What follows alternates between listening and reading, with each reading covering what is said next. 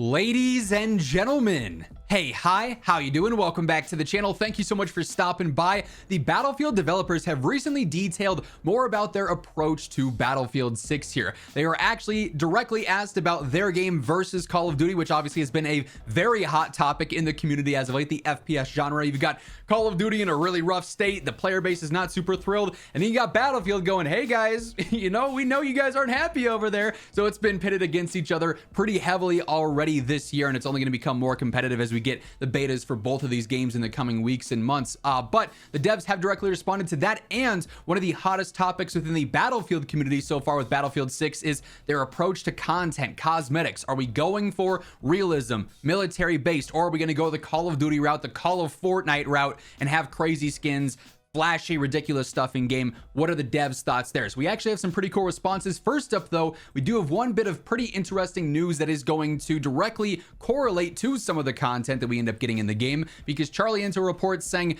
Battlefield 6 appears to have its own version of Call of Duty's Black Cell, which is like the upgraded version of the Battle Pass, basically, called the BF Pro token. The Battlefield 6 Phantom Edition includes BF Pro tokens, which unlock the Battle Pass 25 tier skips, then also a bundle. So this is something you get if you pre-order the Phantom Edition or get that version of the game. So obviously there's going to be a battle pass. There's going to be a billion microtransactions in this game. It does appear that they saw, hey, the Black Cell sells like crazy for COD even when the game's down bad. We can probably do that too, especially if our game is not down bad. That's just free money at the end of the day for them. So that does appear to be one of the new systems implemented with the cosmetics of Battlefield 6. Then outside of that, here's where we get some responses from the developers on a couple of different topics. So first up here from Charlie Intel, the Battlefield 6 developers on their competition with Call of Duty. Obviously, this used to be a thing back in the day during the golden era of the FPS genre, really the golden days of COD. Obviously, Battlefield was right there with them, dropping new games at the time. Halo was in the mix as well, and that's when we, the players, had it the best,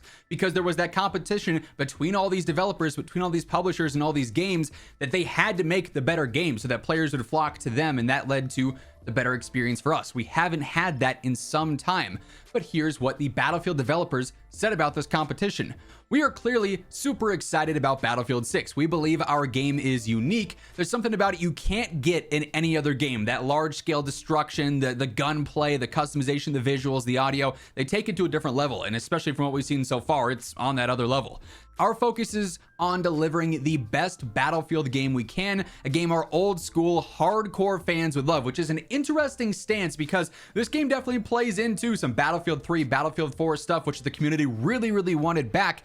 But also there's a lot of this game that absolutely is catered towards a more open audience, more broad audience. And the devs themselves have sort of admitted, yeah, we're going for 100 million players. We want that massive number. We want this game to be welcoming to a broad community.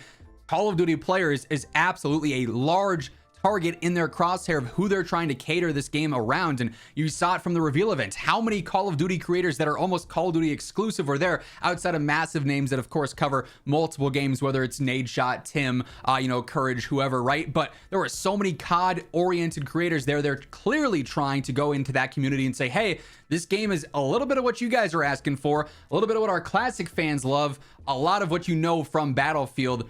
How about you come check it out? So they're aware of that competition, and I think this quote doesn't do it full justice of they're clearly going after this larger audience, and I think that's a good thing. Then there's also this post from Cade Onder, hopefully I'm saying that right, who actually was able to talk with some of the Battlefield devs at this event and ask them directly about their approach and their thoughts on cosmetic skins. Are they going crazy and flashy? Are they going more realistic? I asked the producers of Battlefield 6 about their approach to skins and cosmetics. They confirmed that they want to keep things grounded, authentic, and make sure they fit in the universe they've created while emphasizing class identifiers. And we actually have a longer article to break down here. So it basically starts off by saying there's been so many crazy skins in gaming recently. People are far less receptive to seeing things like Roger from American Dad in Call of Duty. It's a hot button issue for fans looking for something a bit more immersive and serious. At a recent preview event, I got to sit down with David Serlin, senior producer at DICE, and Alexia Christofi, producer at DICE, to talk about Battlefield 6. For my very last question, I asked them pretty directly what their stance on skins will be. Will it be like 2042, which was more tasteful and fitting, or will it be like Call of Duty that has characters from Dune, Beavis and Butthead, and the Terminator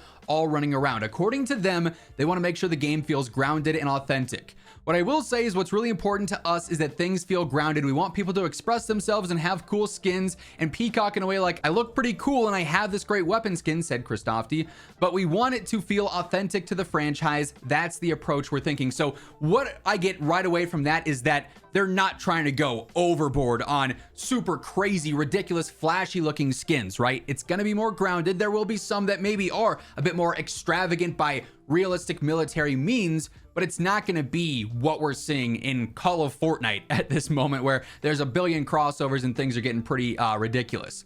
Sirlin took it a step further and emphasized the importance of how characters look when it comes to classes. Players need to be able to identify who is who on the battlefield, and the team has gone to great lengths to create identifiers on the models, so therefore the skins need to fit the universe. There's also this part of class identity, how you look, probably more how you think you look than how you actually see someone.